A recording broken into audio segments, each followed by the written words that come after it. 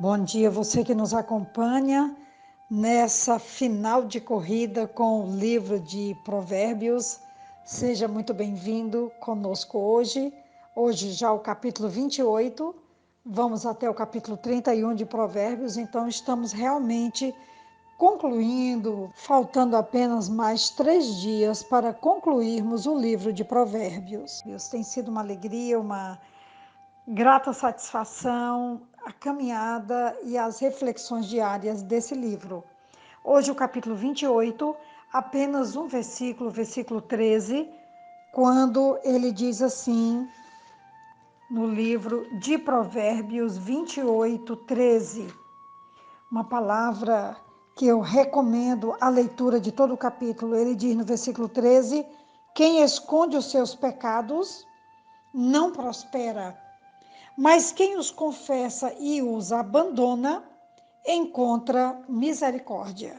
Eu quero dividir esse versículo em duas partes, para que nós possamos ter uma boa ideia do que realmente ele está trazendo como palavra, como conteúdo, como cura, saúde e também como palavra de Deus para as nossas vidas.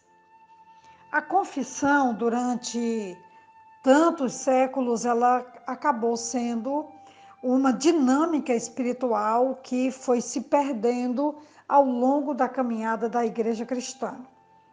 E, ao meu ver, a confissão precisa voltar a fazer parte da nossa caminhada, porque foi um alvo de Jesus no Novo Testamento, quando se reporta aos mandamentos recíprocos, como amai-vos, tolerai-vos, orai uns pelos outros.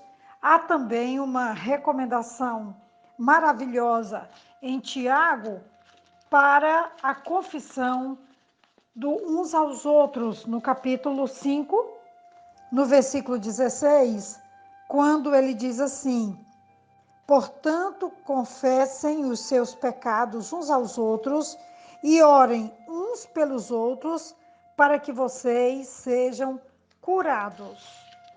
Olha que palavra muito preciosa. E ele conclui o versículo dizendo: muito pode, por sua eficácia, a súplica de um justo. Devíamos praticar esse versículo como hábito. Confessem os seus pecados uns aos outros e orem uns pelos outros para que vocês sejam curados, porque muito pode, por sua eficácia, a súplica de um justo. Vale a pena ampliar isto para problemas, erros, dificuldades e tentações. É um chamado à transparência.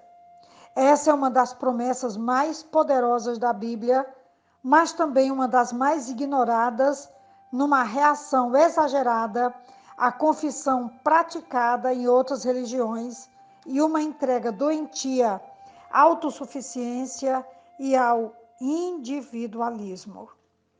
No Salmo de número 32, ele traz uma dura realidade que o salmista estava vivendo, e ele então compartilha conosco nessa manhã, nessa reflexão, a importância do que estamos defendendo, que é a confissão.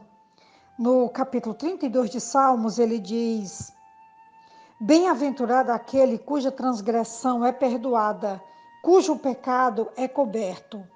Bem-aventurado é aquele a quem o Senhor não atribui iniquidade e em cujo espírito não há engano. Enquanto eu calei os meus pecados, envelheceram os meus ossos pelos meus constantes gemidos todo dia. Porque a tua mão pesava dia e noite sobre mim, e o meu vigor secou como no calor do verão. Confessei-te o meu pecado, e a minha iniquidade não mais ocultei. E eu disse: confessarei ao Senhor as minhas transgressões, e tu perdoastes a iniquidade do meu pecado. Eu estou lendo aqui Salmo de número 32, de 1 ao versículo 5.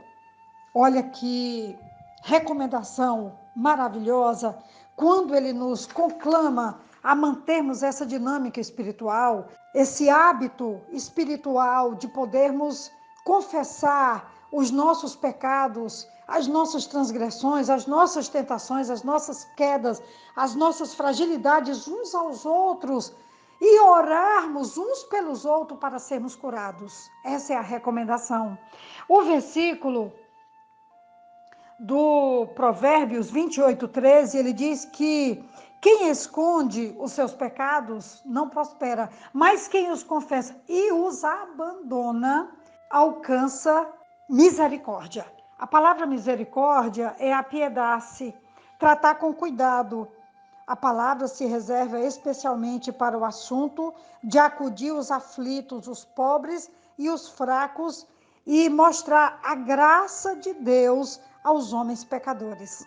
A outra vertente está em Provérbios 19:22, quando ele diz também: o que torna agradável o homem é a sua misericórdia.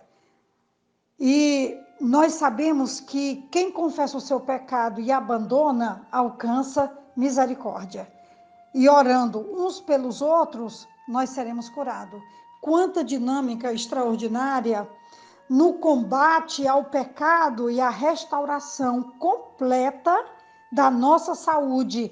Primeiro, a nossa saúde espiritual e depois a nossa saúde emocional e física, porque nós somos uma soma dessas saúdes e quando uma delas está abalada, consequentemente a outra está afetada.